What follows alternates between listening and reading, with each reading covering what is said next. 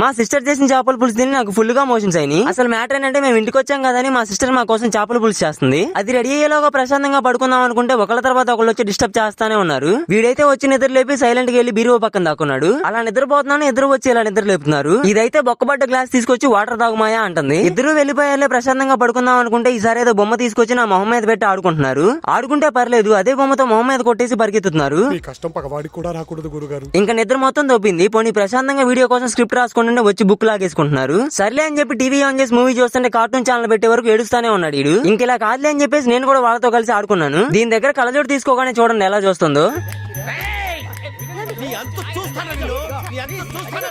అలా కొంచెం సేపు వాళ్ళతో ఆడుకోగానే మా సిస్టర్ వేడివేడిగా చేపల పులుసు ప్రయోగం చేసి నా మీద పరీక్షించడానికి తీసుకొచ్చింది. ఆకలితో ఉన్న నేను ఏమీ ఆలోచించకుండా ఫుల్ గా లాగించేశాను. దెబ్బ కడుపులో ఉన్న కోర్ పార్ట్స్ అన్ని డ్యామేజ్ అయిపోయి ఫుల్ గా మోషన్స్ అయినాయి. నాలా మీరు కూడా ఇలా సిస్టర్స్ ప్రయోగాలకు బలై ఉంటే ఒక లైక్ వేసుకోండి. వెళ్లే ముందు సబ్స్క్రైబ్ అండ్ ఫాలో మాత్రం మర్చిపోద్దే.